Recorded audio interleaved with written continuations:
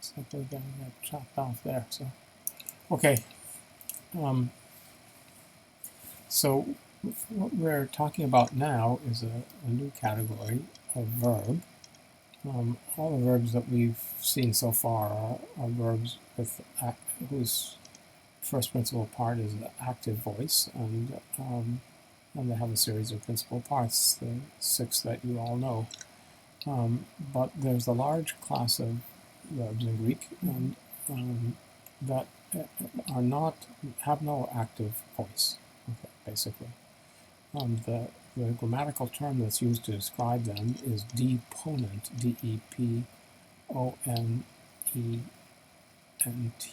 Okay, which comes from the Latin verb deponere, which means to put aside, as though they once had active forms, but they put them aside. That's not historically accurate.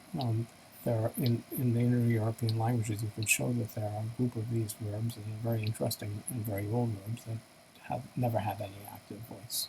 And it has to do with the meaning of the middle voice. Remember when I gave you a list of the verbs that are only middle when we were talking about the middle voice last spring? That's those kinds of verbs.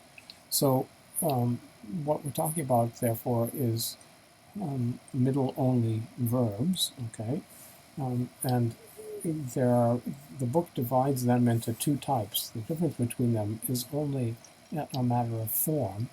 And you're missing an accent there. No. Sorry. And Mike sees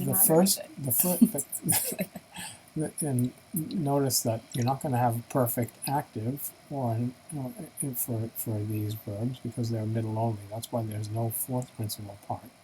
But the difference between the one in the first column and the one in the second column is that the one in the first column has an aorist middle.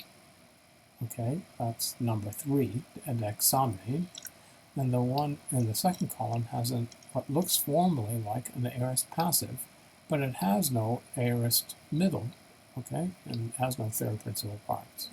So this is basically there are two types of deponent verbs exemplified by this distinction.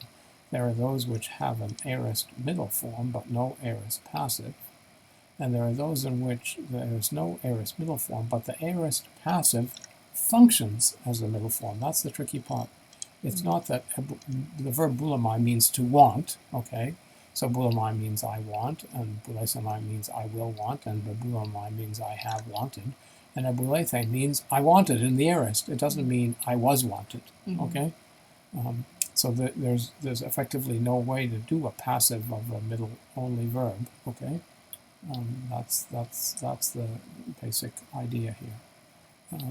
So you got to watch out for this in the principal parts. You'll learn them as principal parts. It's not that difficult to deal with, okay? It's just some verbs have an aorist passive principal part which functions as its aorist. Some deponent verbs have that, and some have no aorist passive but an aorist middle form that functions as its aorist, okay?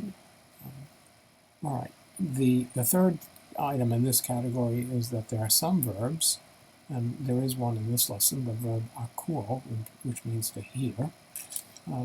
The principal parts of akuo go like this. Akuo is the first one. It means I am hearing or I hear. The second one is akusomai. Okay, all of a sudden, it's middle in the future. And then the aorist is akusa, and so forth. Worry about the other principal parts later on. But there are some verbs like this in which you have just one of the 6 principal parts, and it's usually the future. That's middle, okay? Yeah, that's the only one that really we're talking about. There are verbs that have deponent in the future and have no active form in the future.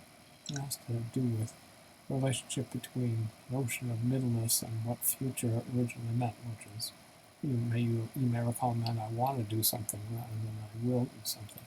So it would have modal characteristics that are appropriate, I think, to the fundamental meaning of it. But be that as it may, that's an item. Okay, there are some verbs. This is the item. There are some verbs that have a future middle, even though the rest of the verb is active. Okay. All right.